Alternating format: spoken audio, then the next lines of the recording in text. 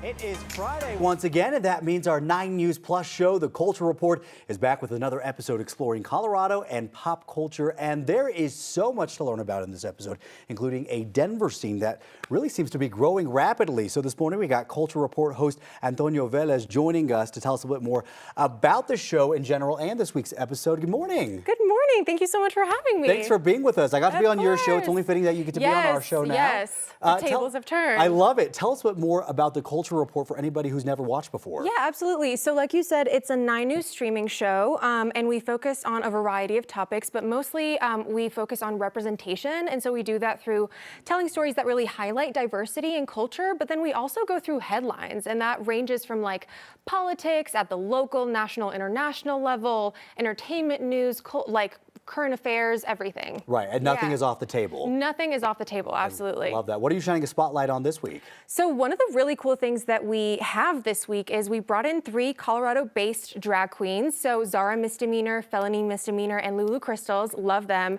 to kind of talk about how the drag scene in Colorado has changed and evolved and how media centered around drag has really influenced that. Okay, I'm really interested to see. We actually have a clip. Let's take a look. We have a huge drag scene here. As small as Denver is, we have 1,000,001 drag queens. I think that's more than the population of Denver, right? Yeah, absolutely. But yeah. For sure. Yes. Yeah, we have a huge drag scene, and I feel like we're often overlooked. I feel like people kind of overlook us and are like, oh, Denver, whatever. But we have an incredible drag scene and really great entertainers and performers. And it's so eclectic. Yeah, there are all different kinds of drag and, you know, representation and people to tell their stories. And so it's ever changing and growing. It's, I think a lot of the media, like shows such as RuPaul's Drag Race and individual queens who have kind of put out their content and grown so exponentially, that has really helped people kind of, you know, open their eyes as to what drag really is, which is beautiful. I'm curious to hear from your perspective how this drag-centered media has influenced, if at all, A, the drag scene, and B, people's perception of drag and queens themselves. I think it has positives and I think it has a couple negatives. Please. I mean, I think the positive part is is exactly what Zara said about opportunities. You know, drag is so widespread now. It's everywhere. Commercials, movies, TV, and On the street. every bar. It's on the street. Literally in the streets. Yeah. Yes. But also in a little bit on the negative side, there's an expectation of what drag is based on what people see on TV.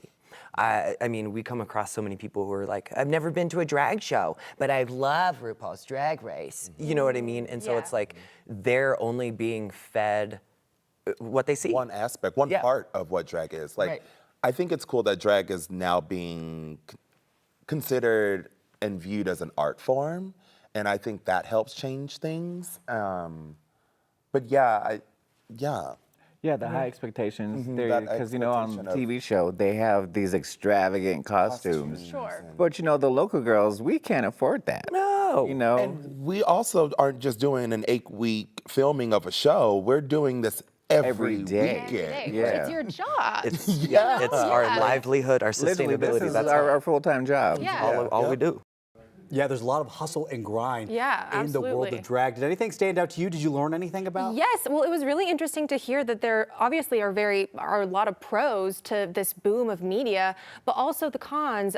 And also, one of the queens, Zara, shared that the reason why she started doing drag in the first place was RuPaul's Drag Race. It inspired her a little bit to do yeah. so. Okay, what else can people expect in this week's episode? So we have a lot. I think this episode is a great representation of what the Culture Report usually looks like. We have politics, Colorado news, all that jazz. But we also spoke with a researcher and professor at CU Boulder who talks about the impacts of wildfires on vulnerable populations.